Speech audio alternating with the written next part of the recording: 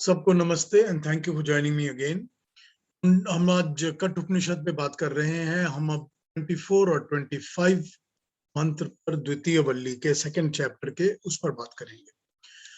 तो अब second chapter यहाँ खत्म हो जाएगा 25वें मंत्र के बाद। इसकी मैं कंक्लूजन और समरी भी कर लूंगा, जो उसमें बताया है वो समराइज कर लूंगा। जो सेकंड चैप्टर है ये बेसिकली श्रेय और पेय का चैप्टर था, पर उन्होंने दो शब्दों को, श्रेय को और पेय को यूज करके सारी अपनी बात समझाने की कोशिश की। इसके बाद जो तृतीय वल्ली शुरू होती है, थर्ड चैप्टर जो शुरू होता है, वो थर्ड चैप्टर ऐसा चैप्टर है जिसको वैसे तो कहते हैं कर्म कांड और ज्ञान कांड। कर्म कांड और ज्ञान कांड के ऊपर वो चैप्टर है, लेकिन वो थर्ड चैप्टर का कंप्लीट आप बोल सकते हैं कि सारा का सारा चैप्टर ही गीता पे उठाया गया है और गीता में उठा के उसको यूज किया गया है। तो वो ऐसा ही कुछ चैप्टर है। अब इस पर 24 पर आते हैं। अभी तक हम बात कर रहे हैं कठ उपनिषद में श्रेय और श्रेय की। अभी तक हम बात कर रहे हैं वो दो प्रश्नों की उन्होंने नचिकेता ने पूछे हैं, और उन दो प्रश्नों का इंटर रिलेटेड जो आंसर यमाचार्य दे रहे हैं, यम जो आंसर दे रहे हैं वो हम सुन रहे हैं। दोनों प्रश्नों में पहला प्रश्न था कि स्वर्ग का साधन, वहां जाने की सीढ़ी, वहां जाने का रूट क्या है। दूसरा प्रश्न ये था कि मृत्यु के बाद कुछ है भी कि नहीं है, कि मृत्यु के बाद क्या होता है। ये दोनों प्रश्न है। ऑब्वियसली जब वो स्वर्ग के साधन की बात करते हैं, तो स्वर्ग का साधन तो तभी पॉसिबल हो सकता है जब मृत्यु के बाद कुछ है। दोनों रिलेटेड क्वेश्चंस ही हैं आपस में, तो उनको दोनों को आंसर करते करते यमचार्य बात कर रहे हैं। अब मैं इसके 24 मंत्र को पढ़ता हूं और उसको हम लोग समझ लेते हैं, फिर 25 को समझेंगे। समरी में हम पूरा रिकलेक्ट कर लेंगे कि हमने क्या किया है। 24 25 के बाद मैं थोड़ा सा गैप दे दूंगा ताकि आप इन दोनों मंत्रों पे कुछ पूछना चाहे तो पूछ सकते हैं। उसके बाद हम समरी शुरू करेंगे। समरी के बीच में भी अगर आप कुछ पूछना चाहेंगे तो आप पूछ सकते हैं। आज भी समरी करूंगा और कल भी समरी ही करूंगा। और जो इसकी तृतीय वल्ली है यानी कि थर्ड चैप्टर है, उसको हम नेक्स्ट वीक स्टार्ट करेंगे। जिसको मैंने कहा कि कर्म कांड और ज्ञान कांड है, वो हम नेक्स्ट वीक स्टार्ट करेंगे। वो पूरा का पूरा चैप्टर ही गीता में इसी तरह उठा लिया गया है। तो ये आज का 24 द्वितीय वल्ली का 24वां मंत्र देखते हैं और उस पर बात करते हैं।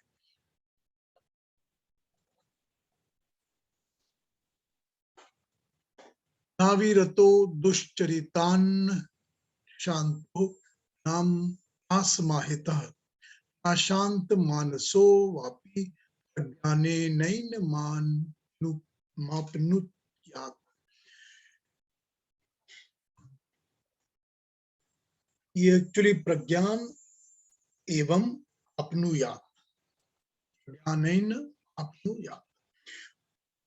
इसको समझ लेते हैं वर्ड्स को और इसके मैसेज को भी समझते हैं। न नहीं, अविरतः स्थिर, विरत, फंसा हुआ, डिस्टर्ब्ड, दुश्चरितान, दुश्चरित्र से, दुश्चरित्रता के कारण, न नहीं, असमाहित, संशय से भरा हुआ, समाहित नहीं है, बैलेंस्ड नहीं है, विषयों में फंसा हुआ, न नहीं, अशांत मानसः, जिसका मानस अशांत है, तृष्णा में फंसा हुआ, मन जिसका अशांत है, वा या भी प्रज्ञानेन, प्रेरित बुद्धि से, केवलम इनम, इसको अपनुयात, आ सकता।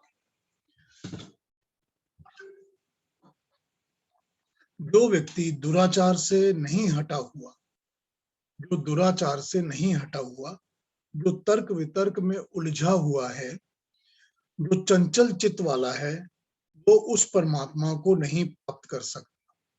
वह ज्ञान द्वारा ही पाया जा सकता है।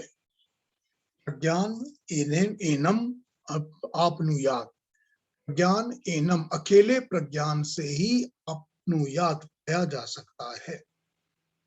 ये इस मंत्र का बेसिक अर्थ है। आइए इसको अब समझते हैं। देखो, दुश्चरित्रता, मन की चंचलता, संशयपूर्ण बुद्धि, अशांत चित्त, तृष्णा में फंसा हुआ, ये सब मन की मलिनता है। जिसमें ये होगा तो इनमें से एक भी होगा, ये सारे तो होंगे, मगर इनमें से अगर एक भी होगा तो भी उसको परमात्मा की प्राप्ति नहीं हो सकती। बड़ी सिंपल बात। ये सारे तमोगुण वाले गुण हैं, तमस वाले, जो इनमें फंसा हुआ है वो परमात्मा को क्या प्राप्त करेगा? वो अंधकार में, अज्ञान में, विषयों में, इन सब चीजों में बंधा हुआ है। उसके लिए यही संसार है, वो उसके आगे नहीं जा सकता, इसी में उलझा पड़ा है। उसे अपने अंतःकरण में ईश्वर का प्रकाश कैसे दिख सकता है? कहां से दिखेगा? ये सब तो ब्रह्म से दूर करने वाले ही स्टेजेस हैं। ये सारे वो लोक हैं जो लोग ब्रह्म लोक से बिल्कुल परे हैं, ऑपोजिट हैं, दूर हैं। जब बुद्धि में ये प्रेरणा जागेगी, मुझे इस पाप में, इस दुष्चरित्रपूर्ण स्वभाव को हटाना है और ईश्वर को जानना है, उसको जानने की सच्ची लगन, सच्चा प्रयास होगा, बिना शो ऑफ और बिना ड्रामा के भी ये संभव होगा कि परमात्मा को जान सकेंगे। ये क्रमशः धीरे धीरे, स्टेप बाय स्टेप, एक के बाद एक ऐसा ही होगा। प्रयास भी सच्चा ही होना चाहिए, दिखावा नहीं होना चाहिए। वही चर्चा चल रही है तो ओम के ऊपर और उसके गुण कर्म स्वभाव के ऊपर चल रही थी। जीवात्मा की दशा और उसका प्रयास और उसके कर्म। जो जीवात्मा है, इस जीवात्मा की जो दशा है, स्टेज है, इसके जो एफर्ट्स हैं, प्रयास है, और इसके जो कर्म है, मन के भी, वचन के भी और कर्म के भी, वो सारे कर्म क्या परमात्मा के गुण कर्म स्वभाव के अनुरूप है? वो परमात्मा को पाने के इच्छुक हैं भी क्या? उनके अंदर वो लालसा है भी कि नहीं है? सारी बात वही हो रही है। ज्ञान तो विशेष ज्ञान होता है, वो ज्ञान जो सबसे पहला, सबसे उत्तम, सबसे बढ़िया, मेन, मुख्य ज्ञान, वो परमात्मा के सिवाय, ओम के सिवाय और किसी चीज का ज्ञान है ही नहीं। और वो ज्ञान भी अपनी प्री कंडीशंस के साथ आता है। ये सारी की सारी उसकी प्री कंडीशंस बता दी जा रही हैं कि जिस मनुष्य के अंदर ये सारी चीजें होंगी, चरित्रता होगी, सा हुआ होगा, बुरे कर्मों में लगा हुआ हो गया, अज्ञान में होगा, अंधकार में होगा, विमान में युक्त होगा, वितर्क में लगा होगा, दुख पे अंदर बंधा हुआ रहेगा, विषय वस्तुओं के साथ जुड़ा रहेगा, वासनाओं से जुड़ा रहेगा, उसके अंदर ये प्री कंडीशंस लागू होती हैं कि वो है ही नहीं, जिससे कि वो परमात्मा को प्राप्त कर सके। बड़ा सिंपल इसका मतलब है, बड़े सिंपल मंत्र है, सिंपल लेवल पर इसको समझ भी सकते हैं। आइए अगले मंत्र पे चलते हैं, 25वें पर। 25वां बड़ा इंटरेस्टिंग मंत्र है, बड़े अलग अलग तरीके से बात कही गई है, पढ़ते हैं उसको और समझते हैं।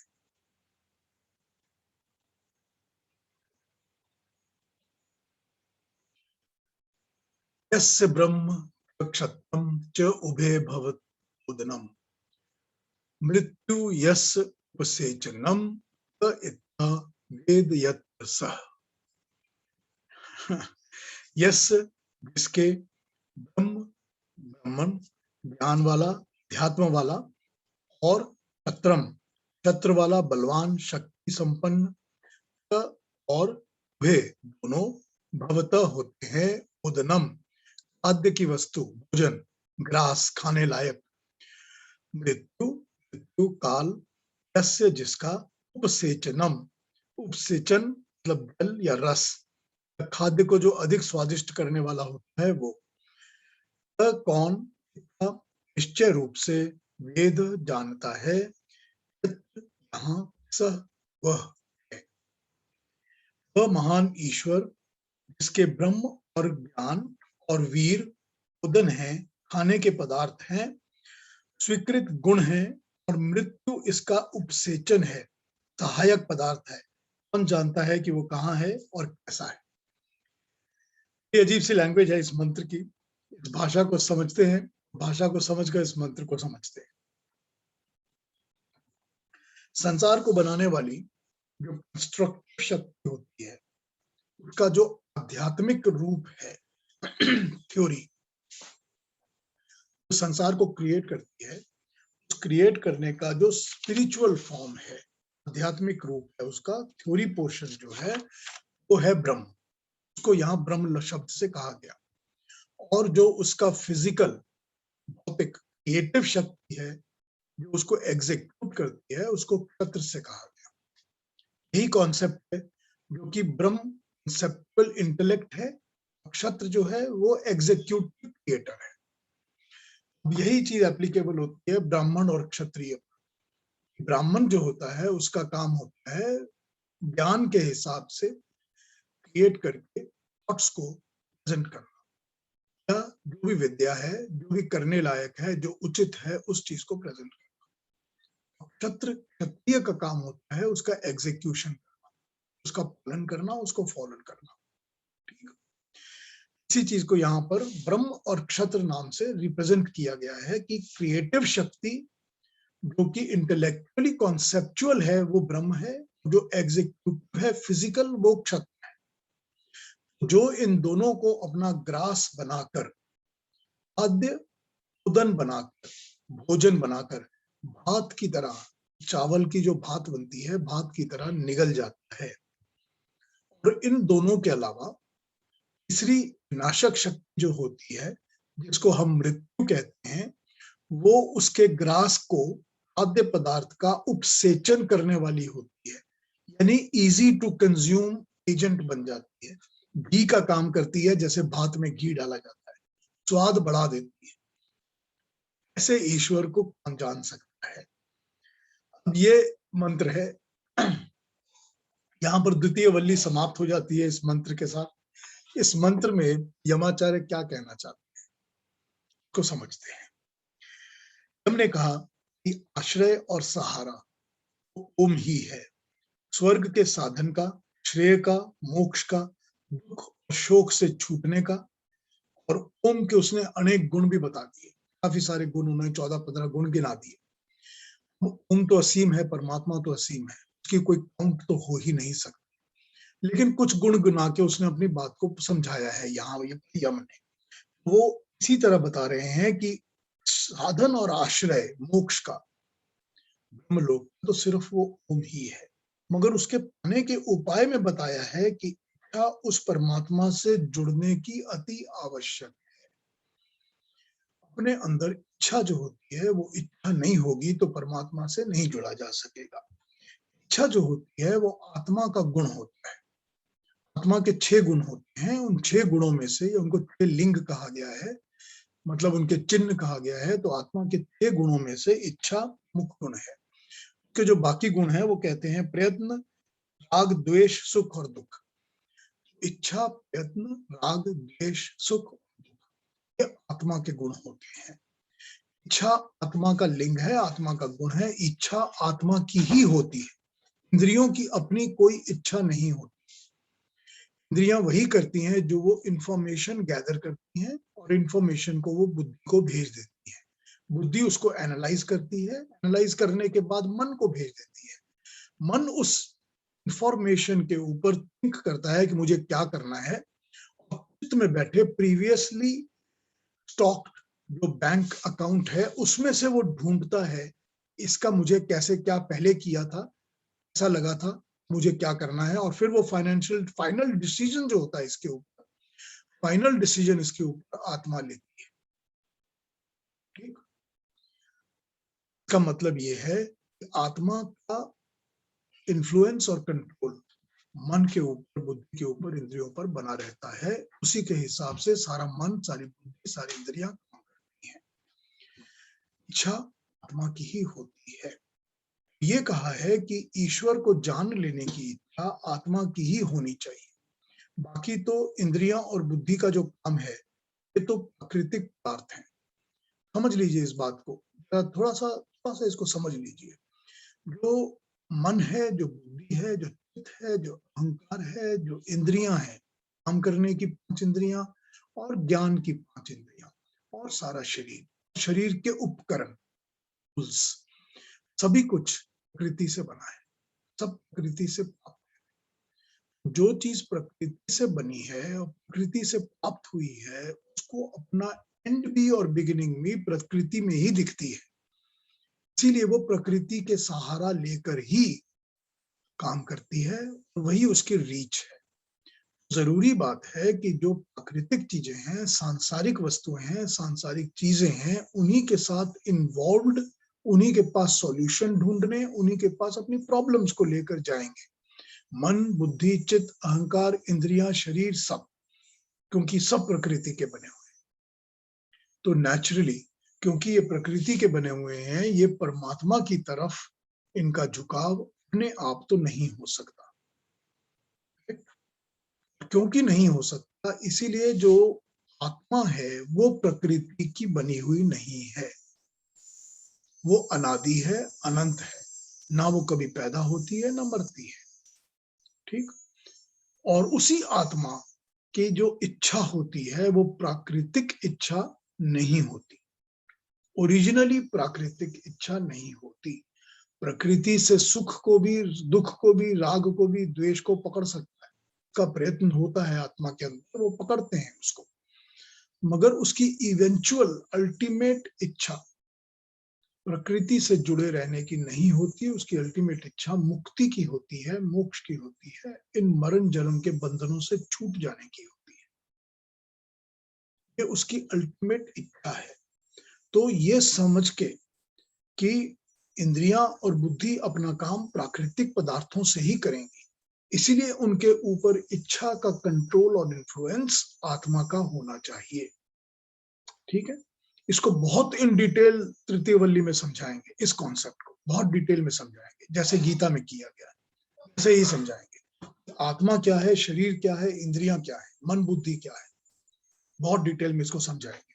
मगर यहाँ पर ये बात समझ लेनी चाहिए जो मैं बता रहा हूँ आपको, ताकि हम इसको मैसेज को समझ पाए। अब बात यह है कि प्रवचन सुनना, तर्क वितर्क करना, कानों से, जिह्वा से, ये सब बुद्धि का काम है। इतने भर से इसी काम से परमात्मा नहीं मिलने वाला, यही बता रहे हैं। प्रकृति के कामों से ही परमात्मा मिल जाता तो कोई मुश्किल ही नहीं थी, सभी को परमात्मा ही मिला हुआ होता। लेकिन प्राकृतिक वस्तुओं से, जैसे अब प्रवचन सुनना कानों से या तर्क वितर्क करना अपनी जबान से, सभी कुछ प्राकृतिक चीजें हैं। केवल प्राकृतिक वस्तुओं से केवल परमात्मा का ज्ञान नहीं होता। परमात्मा को पाने के लिए बुद्धि जो है वो बार बार सुनकर अनुभव करके समझ तो सकती है कि ईश्वर सर्वव्यापक है, सर्वज्ञ है, अक्षर है, अविनाशी है, कर्म फल देने वाला है, लॉजिक रीजनिंग भी समझ में आ सकते हैं। लेकिन प्रबल इच्छा आत्मा की होनी चाहिए। अगर आत्मा की प्रबल इच्छा नहीं है तो जो सुन रहे हैं, जो सुना जा रहा है, वो सुना हुआ सारा सुना तो है, मगर उसका जो अनुरूप होना चाहिए, प्रभाव होना चाहिए, वो प्रभाव नहीं होगा। हम आप ये प्रैक्टिकली देख सकते हैं, हर जगह ये चीज हम देख सकते हैं। कहते हैं ना कि कितनी बातें सुनी लेकिन मन ने ध्यान नहीं दिया। जिसमें मन लगा वो बात समझ में आई, जो जिसमें मन नहीं लगा वो बात समझ में नहीं आई। मन भी कब लगेगा? मन तब लगेगा जब वो अपने अनुरूप ज्ञान होगा जिसको हम समझ सकते हैं। तो ये इच्छा जो है कि मुझे ये समझना है, ये इच्छा केवल आत्मा के अंदर से ही आनी चाहिए।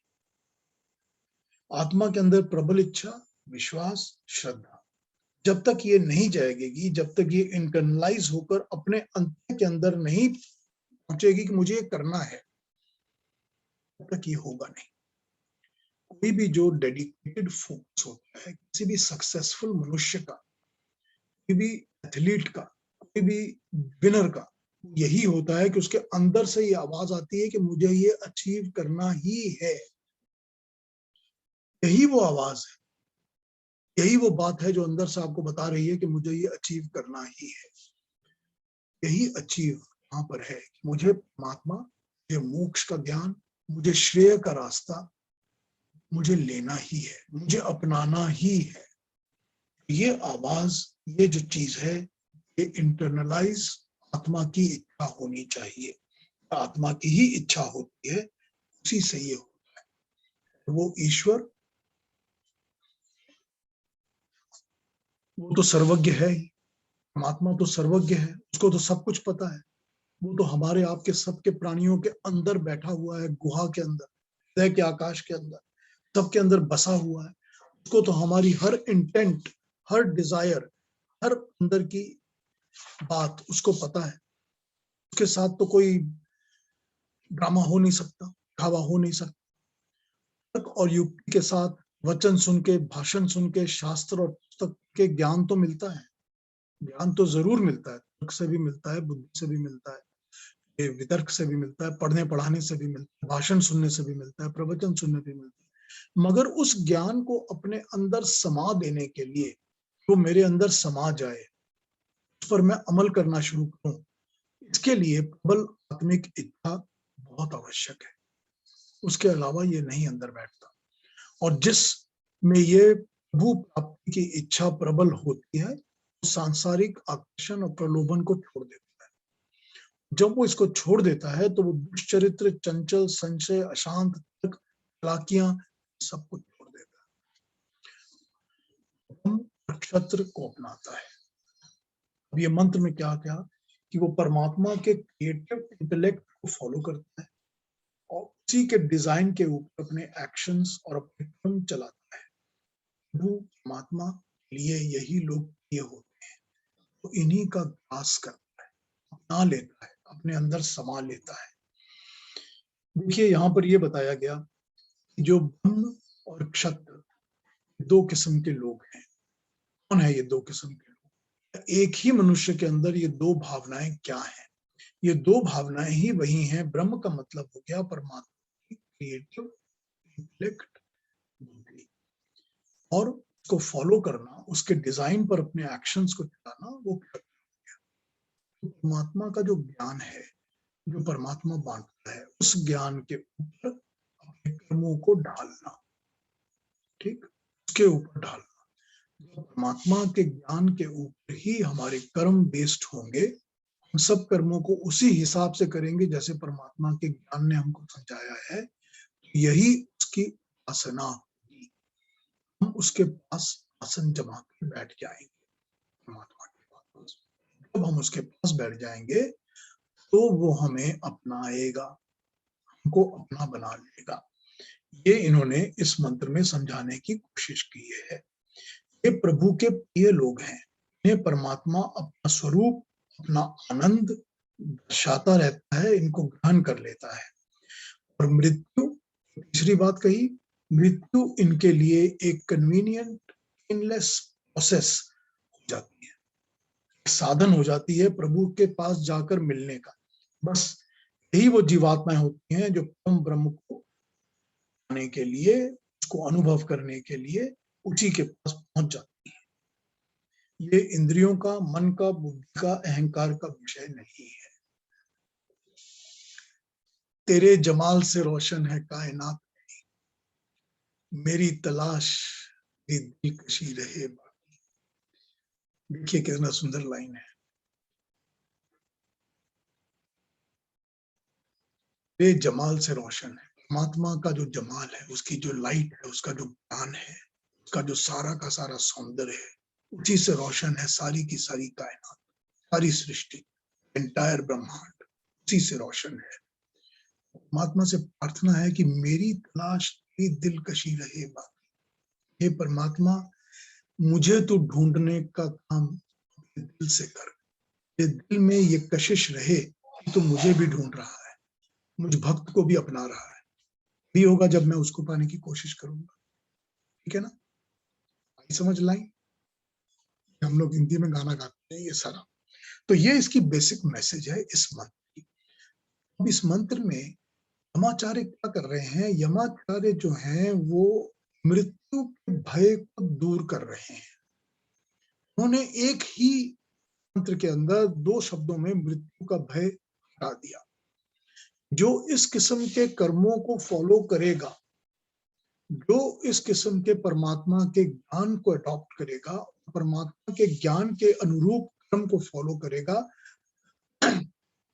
मृत्यु उसके लिए उपसेचन हो जाएगा।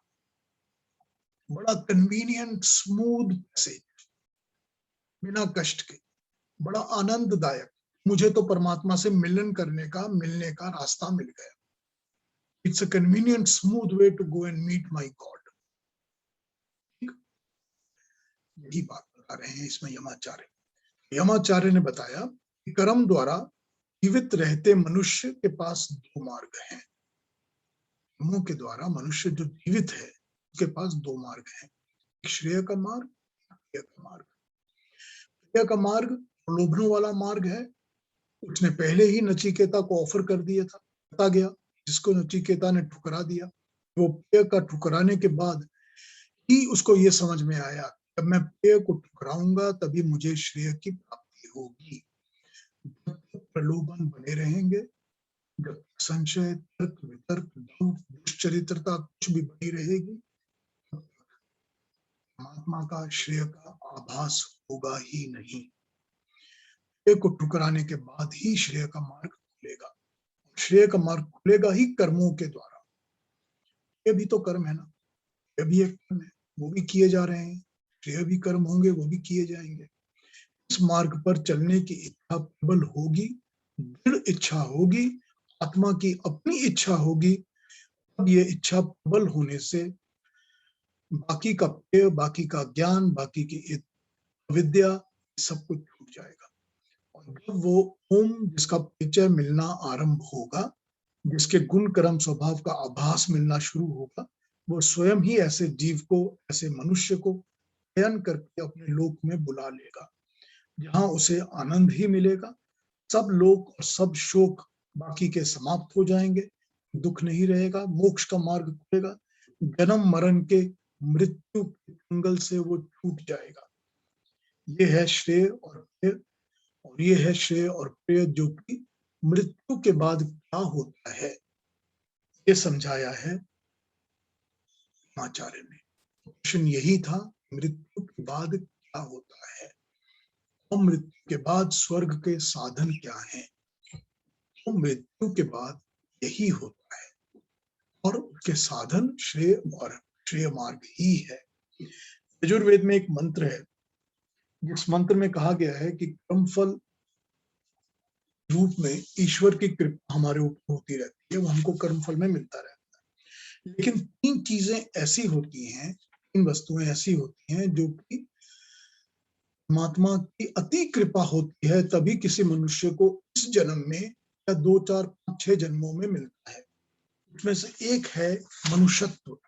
मनुष्यत्व, ह्यूमन होना, ट्रूली ह्यूमन होना, मनन शक्ति के साथ जिंदा रहना, सही दिशा में चिंतन करना, और मनुष्य बनकर ही मनुष्य का जीवन बिताना, यह मनुष्यत्व।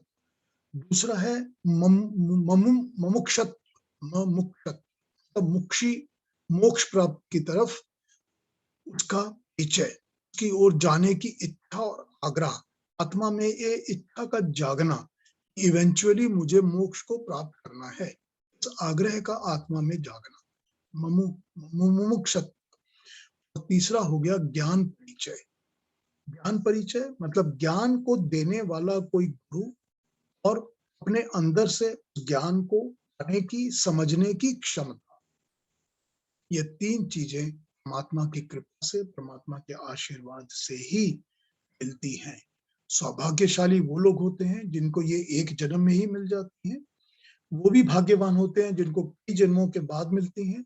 लेकिन ऐसी अनगिनत प्राणी हैं, अनगिनत योनियां हैं, अनगिनत परमात्मा हैं, सॉरी अनगिनत जीव जंतु हैं, अनगिनत प्राणी हैं, मनुष्य हैं, जिनको ये कभी मिलता ही नहीं है, जिनको ये भी मिलता, ये कृपा परमात्मा की कभी मिलती ही नहीं है।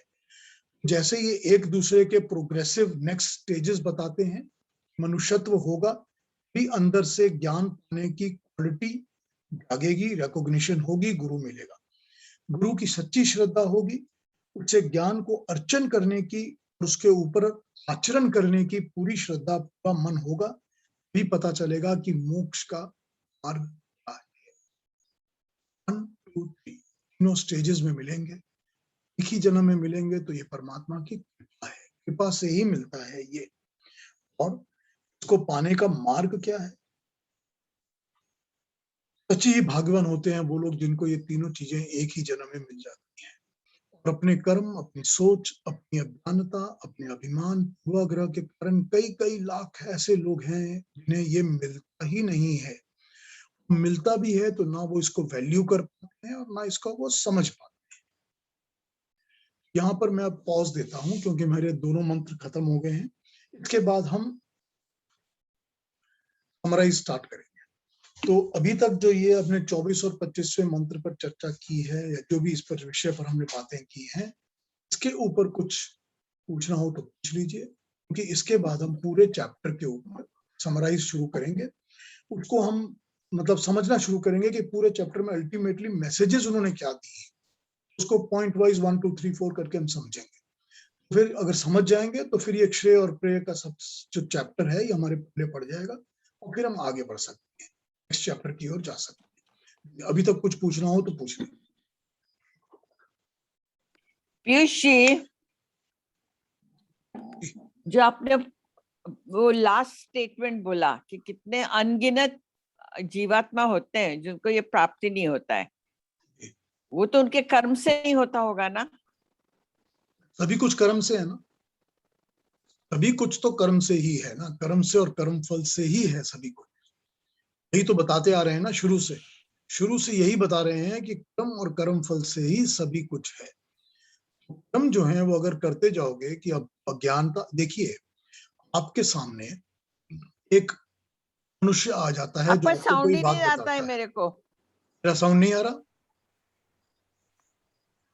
शब्द कई कट जाते हैं। हाँ, अब आ गया, अब आ अभी गया। भी कट रहे हैं क्या? नहीं, अब ठीक से सुनाई देता। आपने क्या फिर से आपको बोलना पड़ेगा जरा। वो ये बता रहे हैं कि देखिए हम और आप ऐसे जीवन में कितने लोगों को मिलते हैं जिनके अंदर कोई ज्ञान होता है, लेकिन हम उसकी अवहेलना कर देते हैं, हम देते नहीं, ध्यान भी नहीं देते। हम कुछ पढ़ते हैं, इसमें कोई ध्यान की डीप बातें हैं, लेकिन हम पढ़ के बस यूं छोड़ देते हैं, चलो पढ़ दिया छोड़ दिया। हम उसके साथ उसके ज्ञान को लेने का प्रयास नहीं करते क्योंकि हमारे अंदर वो क्षमता नहीं होती, समझ नहीं होती। हमारा अज्ञान और हमारे प्रेजुडिसेस बहुत स्ट्रांग होते हैं, हम अज्ञान होते हुए भी नहीं पा सकते। ये तो वो लोग हैं जिनको की मिलने का सौभाग्य भी हुआ है, लेकिन हजारों करोड़ों ऐसे लोग हैं जिनको अपने कर्मों के कारण इस किस्म की किसी चीज का, किसी वस्तु का परिचय ही नहीं होता। और आप बैठकर इस प्लेटफॉर्म पर कुछ वेद की या कुछ उपनिषदों की, दर्शनों की बातें कर रहे हैं, ठीक है? कितने प्राणी ऐसे हैं, कितने मनुष्य ऐसे हैं इस धरती पर जिनको इन बातों से कुछ लेना देना ही नहीं है, उनको इस सब्जेक्ट्स का इंट्रोडक्शन ही नहीं पता, है ना? 7 बिलियन लोगों में से कम 6.9 बिलियन तो इसी तरह के होंगे। हाँ जी। बहुत ही कम लोग ऐसे होंगे जिन लोगों को इस चीज की, परमात्मा की ये कृपा है, इसका परिचय भी मिला है। उसमें से भी बहुत ही कम लोग होते हैं जो परिचय मिलने के बाद इसके ऊपर चल पाते हैं, समझ पाते हैं, ले पाते हैं। ठीक, करेक्ट। दुर्भाग्य होता है उन लोगों का, सच्चा दुर्भाग्य होता है उन लोगों का जिनको मिलता तो है लेकिन ना वो इसकी वैल्यू कर सकते हैं, ना श्रद्धा कर सकते हैं, ना इसमें विश्वास ला सकते हैं। तो उनका दुर्भाग्य होता है। तो आई थिंक जो हम लोग का जो ग्रुप है, ये आप ये डिस्कोर्स दे रहे हैं, so we should consider ourselves as सौभाग्यशाली। We should consider ourselves as truly blessed. Yes, बिल्कुल ठीक बात। लेकिन अब ऐसा भी तो हो सकता है ना कि मैं बोल रहा हूँ और सब तो स्क्रीन पर होते नहीं है, किसी ने ऑन कर दिया, ऑन करके खाना पकाने लग गया, ऑन करके दूसरी व्हाट्सएप की चैट्स के ऊपर लगा हुआ है, ये पीयूष का चल रहा है, चलने दो, मैं व्हाट्सएप के चैट्स पे लगा हुआ, भी तो हो सकता है ना। तो ये वही बात है ना कि अवेलेबल तो है लेकिन मिलेगा कुछ नहीं। वही बात ही वो बता रहे हैं कि वो उन लोगों का दुर्भाग्य होता है जिनको ये इनके सामने आता तो है लेकिन वो इसमें से, इस ज्ञान में से कुछ ले नहीं पाते क्योंकि तो ये तो कलेक्टिवली भी होता है ना, इस यूरोपियन कंट्रीज में तो सारे के सारे नास्तिक होते हैं, भगवान में मानते ही नहीं है। हाँ, तो कलेक्टिव ज्ञान को भी तो कलेक्टिवली ही स्प्रेड किया जाता है ना, ज्ञान को तो पढ़ाया जाता है ना, किस देश में जन्म लेना वो भी एक भाग्य की बात होती है ना। हर एक चीज में देखिए, यही तो परमात्मा की कृपा बताई है ना इन्होंने, ये कर्मों से ही कृपा मिलेगी, कर्म फल ही मिलेंगे ये, और ये कृपा परमात्मा ही देगा वरना ये नहीं मिलेगा। तो भगवान को पाने की जो इच्छा है या मोक्ष को पाने की जो इच्छा है वो भी तो फिर आत्मा से ही मिलेगी ना, सभी में तो वो इच्छा नहीं आती है। हाँ, तो फिर इसका मतलब ये है कि वो भी कर्म आत्मा के अंदर आपने किस किस्म के ज्ञान की छाप डाली हुई है, वो भी कर्मों पर है। वो भी कर्मों पर है। हाँ, कि हम अगर कॉन्स्टेंटली अपने कर्मों को अज्ञानता से भर के बनाते जाएंगे, बनाते जाएंगे, बनाते जाएंगे, बनाते जाएंगे, आत्मा के ऊपर वही छाप पड़ी हुई होगी। फिर कई जन्म दोबारा लग जाएंगे कि जिसमें वो वॉश आउट होगा और आत्मा के अंदर से वो इच्छा फिर से जागेगी कि मुझे सच्चा स्वरूप चाहिए। देखिए, एक मनुष्य है, उसके अंदर उसकी आत्मा में एक सच्चा स्वरूप पाने की इच्छा जागी। भाई मुझे ये ज्ञान चाहिए, मुझे कुछ नॉलेज चाहिए, मुझे पता करना है कि असल क्या है क्या नहीं है। उसने गुरु को तलाशा या उसने किसी भी मनुष्य को तलाशा, उससे कुछ ज्ञान प्राप्त करना शुरू किया, कहीं और से करना। मगर अब सडनली क्या हो रहा है कि उसने जो ज्ञान मिला, मेरी प्रेजुडिसेस के साथ चैलेंज हो गया, कि जो मान्यता मेरी है उसके साथ वो चैलेंज हो गया। करेक्ट? क्योंकि ज्ञान क्या होगा? ज्ञान तो होगा ही परमात्मा का। सच्चा ज्ञान तो वही होगा जो परमात्मा का ज्ञान होगा। अगर मैं परमात्मा के स्वरूप को मानने से मना कर दूं, तो पहली बात है कि ज्ञान कंडीशनल हो जाएगा। इच्छा तो जागी है, इच्छा जागने के बाद निष्ठा प्रयास भी हुआ है और मिला भी है, लेकिन मेरे ही प्रेजुडिसेस इतने स्ट्रांग हैं, मैं मानने को तैयार ही नहीं, है ना? तो क्या होगा? ज्ञान मिलेगा नहीं। जीवन भर ढूंढा जिसको, वो ज्ञान मिला पर नहीं मिला। वही हाल होने वाला है। पर ये मिला भी फिर इसका मतलब कर्मों का ही फल है, अपने कर्म कर्म ही है फिर की भी। तो ये सब देखिए ना, उस वक्त आपके सामने प्रे और श्रेय की चॉइस खड़ी हो जाती है। लेकिन उस वक्त ये है कि अ, आत्मा को, जो आत्मा की पुकार सुनने के लिए तैयार नहीं है। हाँ, तो वही बात है ना कि प्रे और श्रेय की चॉइस खड़ी हो गई उस वक्त। उस वक्त भी हर वक्त हमारे सामने डिलेमास और चॉइसेस खड़ी रहती है। उस वक्त भी चॉइस खड़ी है आपके सामने। मैं अपने प्रलोभन, अपने अभिमान, अपने अज्ञान के साथ जुड़ा रहूंगा क्योंकि ये मुझे बहुत प्रिय है, क्योंकि मेरे स्कूल में ये पढ़ाया गया, मेरे फादर ने ये पढ़ाया, मेरे मदर ने, मेरे टीचर ने, मेरे अच्छे दोस्तों ने, मेरे पति पत्नी ने। या मैं इसको छोड़कर श्रेय की तरफ जा सकता हूँ। चॉइस है ना, हर वक्त चॉइस है।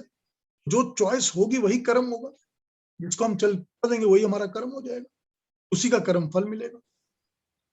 पीयूषी, कभी कभी गुरु भी प्रे की ओर भाग जाते हैं ना? नहीं, वो तो ठीक है, ऐसे गुरु को छोड़ दीजिए ना, वो भी तो आपके पास चॉइस है ना। ऐसे ऐसे वो भी जैसे चॉइस है। वो चॉइस भी है ना कि ऐसे गुरु को इमीडिएटली चॉइस है, ड्रॉप करके छोड़ दीजिए कि मेरे को ये गुरु नहीं हाँ चाहिए। गुरु भी तो शिष्य को छोड़ देता है ना, जी। कि मुझे इस शिष्य चाहिए ही नहीं, बिल्कुल निकम्मा, यूजलेस है, मेरा सिखाया कुछ सीखना तो है नहीं, तो मैं क्यों अपना टाइम वेस्ट कर रहा हूँ। तो ये चॉइस तो हमेशा हमेशा आजकल चॉइस है। क्या होता है कि यूनिवर्सिटी में if the student is very bright, the teacher starts competing with the student ठीक है, वो and अपना then अपना damages the student. अपना अभिमान का स्तर है, खैर उसको जाने दीजिए। लेकिन ये बातें, तीन बातें जैसे वेद यजुर्वेद ने कहा है कि परमात्मा की, प्रभु की कृपा से ही मिलती हैं, और ये भी कर्म और कर्म फल ही है। ये भी हो सकता है कि परमात्मा की कृपा का जो कर्म फल का व्यवधान है, वो आपको एक जन्म में एक कृपा दे रहा है, 3 जन्म के बाद दूसरी दे रहा है, 3 और जन्मों के बाद तीसरी दे रहा है, तो वो इंटरलिंक होकर रिलेट नहीं होती। अब कृपा तभी हो गई जब उसने एक ही जन्म में आपको ये समझ दे दी, ठीक है ना? जी जी। मुझे हाँ, एक चीज पूछनी है Piyushji, which probably encapsulates a lot of things. जैसे आपने कहा है कि take an example, 6.9 billion people जो कि they are not, उन पर प्रभु की कृपा नहीं है, तो वो तो कुछ सुख भी भोग रहे हैं और कुछ दुख भी भोग रहे हैं, तो वो कुछ प्रायश्चित भी कर रहे हैं, तो पर उनको यह नहीं मालूम कि ये पिछले जन्मों के कर्मों का, संचित कर्मों का फल है। प्रायश्चित कर रहे, दुखी हैं, जो कुछ है उनके जीवन में। इसी तरह से जितने भी पशु और प्राणी हैं, वो किसी कर्मों के आधार पे वो पशु प्राणी, पशु पक्षी जो कुछ बने हैं, पर उनको प्रायश्चित नहीं हो रहा, और जब तक प्रायश्चित नहीं होगा तब तक वो सुधरेंगे भी नहीं।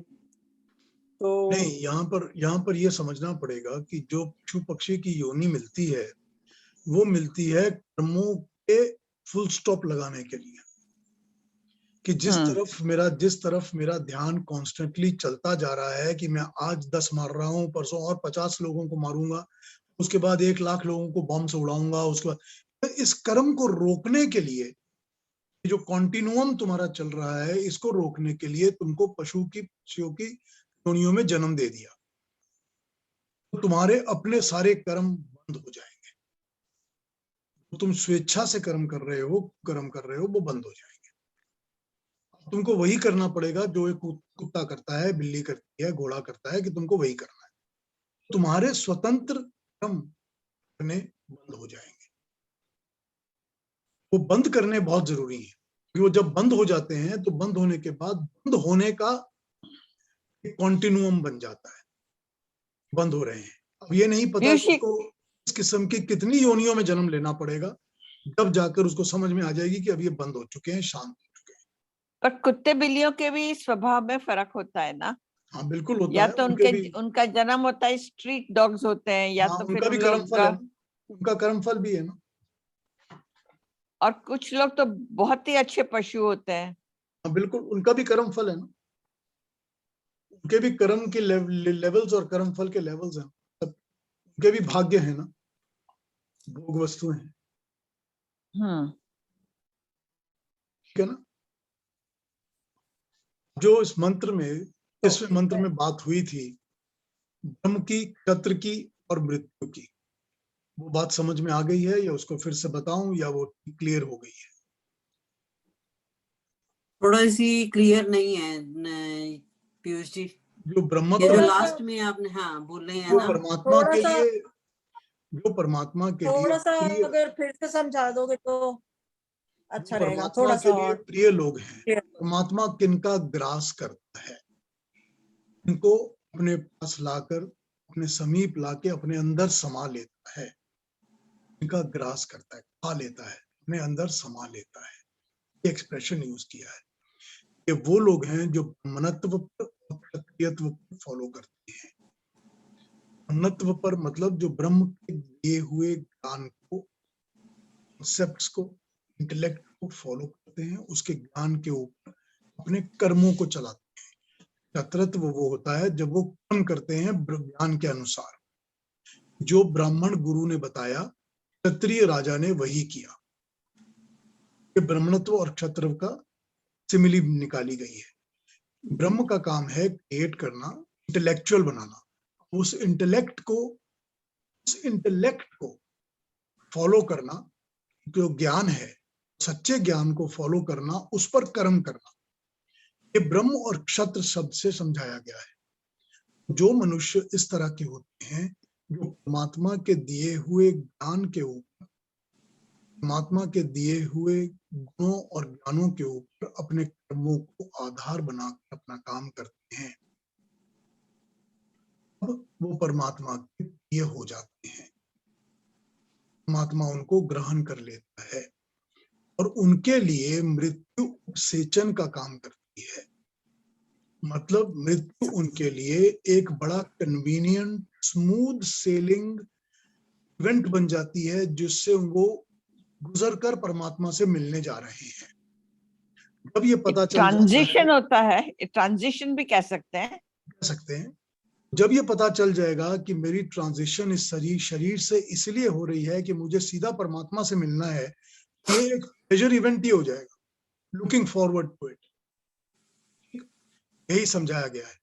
अब मृत्यु, जो यम आचार्य की बात हो रही है, जो सारे उपनिषद को समझा रहे हैं, यम के बंधन से, यम के कंट्रोल से वो मनुष्य छूट जाएगा और वो सीधा परमात्मा के कंट्रोल में आ जाएगा। मृत्यु का कंट्रोल उसके ऊपर नहीं रहेगा, उनका मृत्यु का भय नहीं रहेगा। ये एक स्मूथ सेलिंग ट्रांजिशन हो जाएगी। ठीक, वो लोग जो इस ज्ञान के ऊपर अपने कर्मों को चलाते हैं, ज्ञान कौन सा है? श्रेय का ज्ञान है, तुम का ज्ञान है, परमात्मा का ज्ञान है, उस ज्ञान के ऊपर जो अपने श्रेय कर्म करते हैं, श्रेय को छोड़ देते हैं, लोभनों को छोड़ देते हैं, वो लोग जब उनकी मृत्यु होती है तो उनको पता होता है कि ये एक उपसेचन है, ये एक ट्रांजिशन का स्मूथ साधन है। जैसे कि रफ चावल को खाने के लिए थोड़े से उसमें घी डालते हैं ताकि वो नरम हो जाए और इजीली स्लिप करके गले में जा सके, पेट में जा सके, बिल्कुल उस एग्जाम्पल को यहाँ यूज किया है। समझ आई ये बात? कुछ लोग तो वाकई में स्वागत करते हैं मृत्यु का बड़े अच्छे से, मतलब हाँ उनको बिल्कुल कोई ठीक बात। कुछ कष्ट होता नहीं ही- उनको। ना बिल्कुल हाँ। बिल्कुल ठीक बात है एकदम। और कुछ लोग हर वक्त यही चेष्टा करते हैं कि अभी ना आए, अभी ना आए। हाँ वो डर है ना, वो डर क्यों है? डर उसी से होता है जो कि कहीं कहीं ना कुछ नेगेटिव होता है, गलत होता है। हाँ बिल्कुल। मंत्र में समझ आया कि अभी भी कुछ डाउट है? बहुत अच्छी बात है, बहुत बढ़िया कहा आपने, बहुत बढ़िया। पर बड़े जो अलग इच्छाएं अधूरी रह जाती हैं मनुष्य की, वो उसको नेक्स्ट जन्म में पूरी होने को मिलती हैं। 100% मिलती हैं। लेकिन होता यह है कि अगर आप इच्छाओं से जुड़े रहेंगे कि मेरी ये बहुत अच्छी इच्छा रही है, ये ज्यादा दूर से इच्छा रही है, तो जन्म मरण मरण का बंधन चलता ही रहेगा। अगर इच्छाओं को यहीं पर छोड़ देंगे कि मुझे अब और ये कुछ नहीं चाहिए सिवाय परमात्मा के नाम के, उसके स्वरूप के, उसके पास पहुंचने के, कुछ नहीं चाहिए। सारी वासनाएं छूट गई, सारी इच्छाएं छूट गई, कुछ नहीं चाहिए। प्रकृति की चीजें हैं, सब वापस कर। नहीं, जैसे किसी की एक्सीडेंटल डेथ हो जाती है तो उसकी तो सारी ही इच्छाएं रह जाती हैं। वो एक्सीडेंट होने के पहले भी तो जीवन जी रहा है ना, कर्म तो कर ही रहा है, इस रास्ते में कर रहा है। अगर उसकी इच्छाएं पहले से ही मरनी शुरू हो गई होती तो जब एक्सीडेंट हुआ तब भी नहीं होती, कोई बात नहीं, एक्सीडेंट हो गया, मर गए तो क्या है, इच्छा तो है ही नहीं कोई बात। तो एक स्टेज है ना, एक्सीडेंट डेथ का जो एक्सीडेंट है वो तो कभी भी हो सकता है कि हार्ट अटैक आया, आदमी मर गया, तो कभी भी हो सकता है। इच्छा उसके पहले, उसके अनुरूप जो कर्म है और जो कर्म का साधन है, करने के तरीके हैं, वो क्या हो गए हैं। तो भगवान कृष्ण कहते हैं कि लास्ट मोमेंट में जो सोचता है कि मैं परमात्मा का नाम ले लूंगा, वो ले ही नहीं सकता, उसके मुंह से परमात्मा का नाम निकलता ही नहीं है, क्योंकि उसको इस चीज की आदत नहीं है, उसको अभ्यास नहीं है। ये अभ्यास करना पड़ता है। अगर ये अभ्यास हो रहा है और उसके बाद एक्सीडेंट हो जाता है तो उसमें प्रॉब्लम ही क्या है? यदि हम मोक्ष ढूंढ रहे हैं तो और तो इच्छा रहेगी ही नहीं। बिल्कुल ठीक बात। अगर मोक्ष ढूंढ रहे हैं तो अगर बाकी सारी इच्छा रखेंगे बिल्कुल तो बिल्कुल मोक्ष के लिए प्रयत्न ही नहीं करेंगे। बिल्कुल एग्जैक्ट 100% यही उन्होंने कहा है कि जब श्रेय का मार्ग बंद होगा भी श्रेय का मार्ग खुलेगा। मार्ग ही तब खुलेगा जब प्रलोभन बंद होंगे। यदि हम अगले जन्म का सोचते रहेंगे तो फिर तो मोक्ष की तो भूल जाना चाहिए। अगले जन्म की सोचे वो मिलेगा।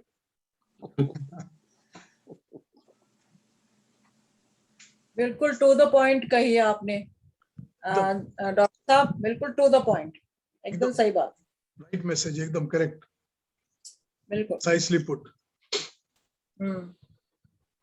ये और कोई प्रश्न बताइए, कुछ और मन में आया हो इस मंत्रों को सुन के बताइए। बड़ा बहुत ही सटीक, एकदम टू द पॉइंट मंत्र है ये थर्ड लास्ट मंत्र जो है। इतना ज्यादा उसने अपने तरीके से समझाया यमाचार्य ने। उसने कहा है कि भाई मैं यम हूं, मैं मृत्यु हूं, मेरा भय दूर हो जाएगा, मेरे चुंगल से छूट जाओगे, मेरे पास आना ही नहीं पड़ेगा। पीयूष जी, मैं कुछ कहूं? जी बिल्कुल। हमारे जो बड़े बड़े भक्त हो गए हैं, क्योंकि हम लोगों का पहले तो नॉलेज बहुत ही कम होता है, और फिर नॉलेज जो होता है उसके बारे में समझ उससे भी कम होती है। मतलब some things we know but we don't understand ऐसे। तो ये जो चीज है ये बहुत कॉम्प्लेक्स और डीप है। मगर हमारे जो संत हो गए हैं बड़े बड़े, जैसे हमारे नरसिंह मेहता हो गए, ऐसे वो लोगों ने हमेशा कहा है कि मुझे मोक्ष भी नहीं चाहिए, मुझे पुनर्जन्म चाहिए। तो ये एक सोचने वाली बात है कि क्यों ऐसा कहा। सब भक्तों ने यही कहा कि मुझे मोक्ष नहीं चाहिए, मुझे पुनर्जन्म चाहिए। और उसका रीजन ये है कि किसी के लिए काम करना जो मेरे बहुत प्रिय है, उसके लिए काम करना, वो ज्यादा आनंद की अनुभूति है, वो प्रिय बन जाना उससे। तो मैं भगवान का काम करते करते यही समाज में फिर से आऊं, फिर से घूमूं, फिर से तेरे बच्चे और मेरे भाई, God has created all of us, उनको फिर से रास्ता बताऊं, फिर से आऊं, ऐसा बेटर वे ऑफ लिविंग है, ऐसा संत कहते हैं। इसलिए संतों ने कहा कि मुझे पुनर्जन्म चाहिए, मुझे मोक्ष नहीं चाहिए। हर एक बड़े बड़े संतों ने और बड़े बड़े इवन ऋषियों ने भी यही कहा कि मुझे मोक्ष नहीं चाहिए, मुझे पुनर्जन्म चाहिए। तो ये पुनर्जन्म की जो इच्छा है, वो इच्छा को आप समझाएंगे, क्योंकि आप मैटर समझाते हैं, क्योंकि ये इसको इच्छा हमारी इच्छाओं से अलग है। नहीं, इसको मैं यूं समझा सकता हूँ आपको कि जो ऋषि होते हैं, जो ऋषि इस चीज को डॉक्यूमेंट करते हैं, वो ये कहते हैं कि 2, 3, 10, 15, 100 जन्म जीने के बाद जब मोक्ष की प्राप्ति को अपॉर्चुनिटी मिलती है, हम मोक्ष मांग लेते हैं। लेकिन मोक्ष की एक ऐसी स्थिति होती है जिसको कि भगवान कृष्ण ने बड़े प्यार से, बड़े तरीके से समझाया है। मोक्ष एक ऐसी स्थिति होती है जिसमें से कभी भी अपने स्वरूप के अनुसार, अपनी इच्छा के अनुसार मनुष्य जन्म लेकर आ सकता है, अपने को साथ लेकर। उसी को अवतार कहते हैं, उसी को अवतरित कहते हैं। मेरा इस प्रकृति के अंडर कुछ नहीं है, मैं प्रकृति को कंट्रोल करता हूं, प्रकृति मुझे कंट्रोल नहीं करती है। जब प्रकृति मुझे कंट्रोल नहीं करती, तो मैं जब दिल करेगा, तब मेरी इच्छा होगी, मेरे पास एक लक्ष्य होगा, पर्पस होगा, मैं दोबारा मानव शरीर लेकर आऊंगा, इस जीवन में उस लक्ष्य को, उस पर्पस को पूरा करूंगा। प्रकृति को अपने कंट्रोल में रख के करूंगा, इसलिए मेरा कोई नुकसान नहीं कर पाएगी प्रकृति। यही भगवान कृष्ण ने कहा है ना गीता में। फिर उस जन्म में भटक भी जा सकते हैं ना भविष्य। ये ठीक है, लेकिन जो मोक्ष प्राप्त आत्माएं इस पर्पस से आती हैं, वो भटकती नहीं है। वो नहीं भटकती है। अच्छा, जो गीता में कहा है ज्यादा ज्यादा ही धर्मस्य, उसका अर्थ यही है कि मोक्ष मिलने के बाद यदि मुझे लगेगा कि दुनिया को कुछ जरूरत है तो मैं वहां जाऊंगा, लेकिन इसलिए नहीं जाऊंगा कि मुझे जन्म चाहिए, इसलिए जाऊंगा कि ये जो धर्म संस्थापना नहीं है, धर्म संस्थापना के लिए। करेक्ट, धर्म संस्थापना। इसलिए वो जो हमारे ऋषि मुनि अगर कहा भी है उन्होंने, उनका अगर आप अर्थ दूसरा लगाएं कि मुझे जब कभी भी जन्म मिले तो मैं इसी के काम आऊं, तो उसका मतलब ये भी तो हो सकता है कि मोक्ष मिल जाएगा, फिर मेरी इच्छा के अनुसार जब मुझे लगे कि मुझे आना है तो मैं आ सकता हूं कुछ काम करने के लिए। बिल्कुल, केवल मोक्ष मुझे नहीं चाहिए, मुझे मोक्ष के उपरांत फिर परमात्मा का काम करने के लिए सृष्टि में आना है। तो उसका मतलब ये बैठ गया। पीयूष जी, एक थोड़ा फन साइड में बोलूं? हाँ बताइए। फन साइड ये है कि अगर ऐसा है तो मुझे मोक्ष मिले या ना मिले, मैं भगवान का ही काम करूंगा इस जन्म में भी। मुझे मिला या ना मिला उससे कोई फर्क ही नहीं पड़ता, क्योंकि मोक्ष मिलने के बाद भी मैं उसका ही काम करने के लिए आऊंगा, और मैं अभी भी काम करूंगा। तो मुझे मोक्ष मिले या ना मिले, मैं ये जन्म में कंटिन्यूअसली जो मिला है, अभी मुझे पुराना याद नहीं है, मुझे मोक्ष भी मिला है क्या नहीं मुझे पता नहीं है, ये शायद नहीं मिला है, मगर नहीं भी मिला है वो पता नहीं है। तो वो सब जानने से ज्यादा मैं मेरे अभी जो है मेरा जन्म, उसमें मैं कंटिन्यूअसली उसका काम करूं, ऐसा प्रण लेना चाहिए, ऐसा मुझे लगता है। हाँ ठीक है, बिल्कुल तब तो आप प्रकृति के बंदी हो गए। नहीं नहीं, ठीक है, बिल्कुल। जब आप उस तरफ देखिए, जब आप उस मार्ग पे काम करेंगे, तो जरूरी बात है कि प्रकृति से छूटना शुरू हो जाएंगे, छूटते जाएंगे परमात्मा की तरफ जाते जाएंगे। फिर जब दिल करेगा कि मैं परमात्मा का ही काम करूं, अगर दूसरा शरीर मिलेगा तो वो शरीर भी इसी कॉज के लिए मिलेगा कि आप आके परमात्मा का ही काम करिए। उस वक्त भी प्राकृतिक बंधन आपको जकड़ के नहीं रखेंगे, वो आपको परमात्मा के कार्य में ही लगाएंगे। बिल्कुल ठीक है, आपकी लगन और इच्छा हो सकती है। और उसमें भी ऐसा कहा है कि अगर मैं बीच में मर गया, समझो मैं अभी मैंने काम चालू किया, मेरे में प्रकृति अभी भी थोड़ी बहुत हावी है या कहीं भी हावी है, और मैं बीच में मर गया, तो वो भी उसके लिए भी गीता में कहा है कि शुचिनाम श्रीमंतांगे योग भ्रष्ट हो भी जाए। तो मतलब मेरा काम आगे चालू रहेगा, ठीक है, मुझे 0 मार्क्स आते थे, अभी मुझे 10 मार्क आते हैं, फिर 20 मार्क्स आते हैं, तो धीरे धीरे मैं 100 पहुंचूंगा। मगर मैं काम करते रहूं नहीं। बिल्कुल यही कहा है, यही कहा है कि ज्ञान का अंत नहीं होता, जैसे कर्म का अंत नहीं होता। जितना ज्ञान आपने अर्जन किया है वो अगले जन्म में आपको दोबारा मिल जाएगा। तो अच्छे कर्म आपने किए हैं, वो अच्छे कर्मों के कर्मफल आपको अगले जन्मों में दोबारा मिल जाएंगे। मृत्यु हो गई तो भी आप एक जीरो प्लेटफॉर्म से शुरू नहीं करेंगे, आप एक ऑलरेडी हायर लेवल से स्टार्ट करेंगे। बिल्कुल यही बताया गीता में।